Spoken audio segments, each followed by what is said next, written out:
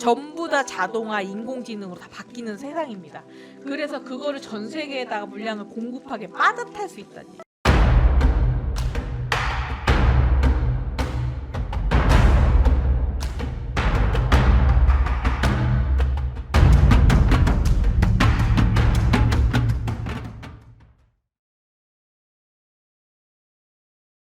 안녕하십니까 선생님. 안녕하십니까 만사입니다. 오늘도 촬영 시간 만들어서 감사합니다. 감사합니다.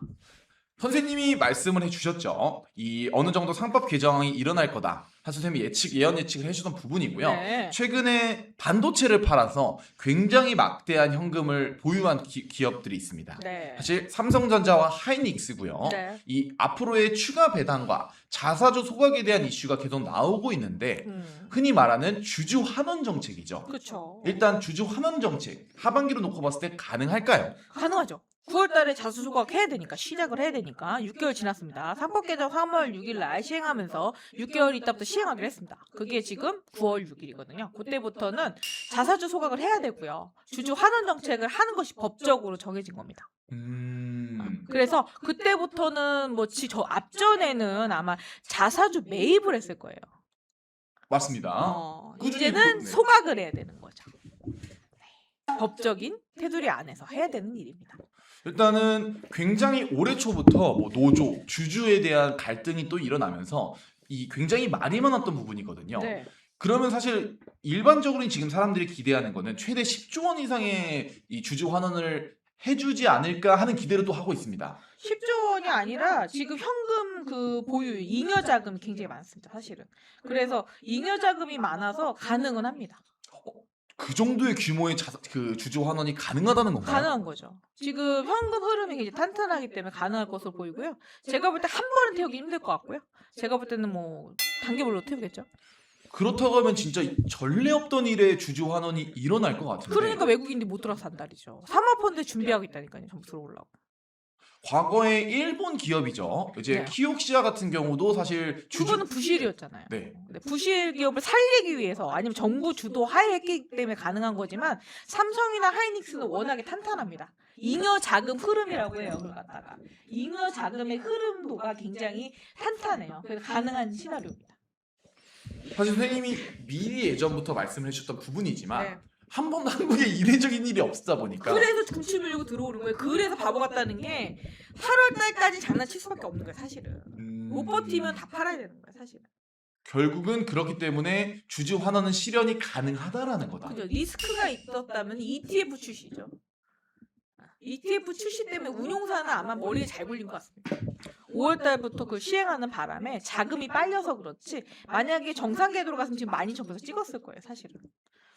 사실 이거는 한국 주식시장에 포함 상장이 돼 있는 기업들에 다 해당이 되지만 네. 흔히 많은 분들이 또 관심을 있는 게 SK하이닉스와 삼성전자잖아요. 그렇죠. 우선 SK하이닉스 주가가 굉장히 크게 오르면서 네. 이 접근성을 높이기 위한 흔히 말하는 액면 분할에 대한 가능성이 나오고 그렇죠. 있습니다. 뭐 지금 너무 비싸니까 100만 원이 넘어가고 150, 뭐 200씩 하니까 뭐 저가로 살 수 있는 주식을 찾는 사람들은 액면 분할하게 되면은 어느 정도는 그죠? 분할 상장하는 게 액면 분할이잖아요. 네. 그죠? 액면 분할이 아니라 액면 상장이 아니어서 다인 거죠. 액면 분할 상장을 하게 되면 주가 폭락을 어쩔 수 없는 거지만 이것은 가치를 유지를 하면서 분할하는 거니까. 과거의 삼성전자와 같은 모습을 보일 수 있다라는 건가요? 그죠. 기업 가치가 떨어지지 않으면서 주주를 갖다가 더 매입하거나 아니면은 주가를 갖다 조금 더 안정적으로 끌고 가는 구조는 되겠죠. 그러면 사실 또 궁금한 게 주주 환원이라는 건 회사가 잘 되고 있고 돈을 많이 벌었으니까 나눠주는 거잖아요. 그죠. 이 반도체 수급에 대한 얘기가 아직도 나오고 있습니다. 공급 부족이죠. 그러니까 공급을 수요는 많은데 공급이 제때 안 될 것이라는 그런 우려성 리스크 기사가 많이 나오고 있죠. 그렇죠. 왜냐하면 반도체를 공급을 해야 되는데 그만큼의 생산 라인을 지금 짓고 있잖아요. 동탄, 그죠? 그쵸. 수원, 어쩌고, 블라블라블라, 어쩌고 지금 막 건설하고 있잖아요. 그러니까 아직은 공장이 부족할 수 있고 그만큼의 수급을 못 맞출 것이라는 전망 때문입니다. 사실 선생님이 말한 것처럼 최근에 이 스페이스X가 이 실적 발표를 하면서 일론 머스크도 마찬가지로 여전히 AI 메모리 칩에 대한 공급은 부족한 상태다. 말은 했습니다. 그렇죠. 뉴스에서도 말하고 지태현 회장님도 직접적으로 말했는데 네. 어느 정도로 이 상황이 불균형이 심각한 건가요? 지금 그 초고도의 그러니까 저가 메모리나 딜은 많아요. 근데 HBM 관련해서는 수급에 비해서 그러니까 수요에 비해서 공급에 그 빠른 공급이 불가능할 수 있다는 얘기죠. 공장이 그만큼 가동하려면 그만큼의 공장이 생산하는 것이 그 시간적으로 봤을 때 계산했을 때 즉시 갖다 출시가 돼야 되는데 공급보다 수요가 너무 많다 보니까 그걸 다 못 맞출 수 있다는 얘기입니다. 지금 AI가 갑자기 또 굉장히 핫했죠. 2년 동안 굉장히 많이 그 껑충 뛰어 올랐는데 그거에 비해서 그 반도체 공급하는 그 사이클 자체가 느려서 조금 공급에 대한 차질이 생길 수 있다는 얘기입니다. 그게 지금 전 세계에서 다 추진하고 있어요. AI에 대해서. 데이터 센터도 막 다 건립하겠다고 하고 전부 다 자동화, 인공지능으로 다 바뀌는 세상입니다. 그래서 그거를 전 세계에다가 물량을 공급하게 빠듯할 수 있다는 얘기예요. 결국은 이 실질적으로 지금 전 세계의 흐름으로 봤을 때 메모리 칩이 부족한 것도 맞고 네. 흔히 반도체를 말하는 슈퍼사이클이 끝났다라는 거는 오히려 좋지 않은 시선으로 바라본다는 거네요. 그렇죠. 그럼 선생님께서 이 주주 환원이 실제로 가능하다라고 했잖아요. 네. 이 물론 한국 이 상법이 개정이 됐기 때문에 사실 일어나야 되는 일인 건데 네. 그러면은 이로 인해서 주가에 대한 변동성은 어떻게 될까요? 주가가 오를 수밖에 없죠. 자사주 소각이니까 내 거를 태워서 주식이 줄어드는 거 소각하는 거잖아. 그러니까 만약에 100개 있던 주식이 10개를 줄었어요. 그럼 주가가 올라가겠죠. 100만 원짜리 주식이 10개가 됐는데 그럼 1000만 원이잖아요. 그러면 이 기업 가치에 대한 변동성, 흔히 말하는 기업 가치를 더 높게 보는 시선들이 많이 일어날까요? 그죠. 수입이 늘어나니까요. 매출 구조나 아니면 주가가 올라갈 수 있는 거고요. 그리고 배당금을 많이 받게 되면 그만큼 투자가 늘어나겠죠. 돈을 많이 준다는데 왜 투자를 안 하겠습니까? 이자 많이 준다겠는데. 그렇잖아요. 기업에다가 어느 정도 그 잉여금을 갖다 나눠주겠대요. 지금 하이닉스 못 가서 안 달랐잖아요, 전부 다. 왜? 배당금 뭔가 준다서 직원들한테 성과금을 갖다 지급한다는데 그것 때문에 지금 배 아파 죽는 사람 많은데 하다못해 주식으로 배당금 막 날리겠다는데 안 살 사람 있을까요? 없죠. 그렇죠. 사겠죠. 땡볕을 내서라도 사겠죠. 결국은 실질적으로 가능한 거고 네. 선생님이 2년 전부터 말씀을 해주셨던 부분이고 그렇죠.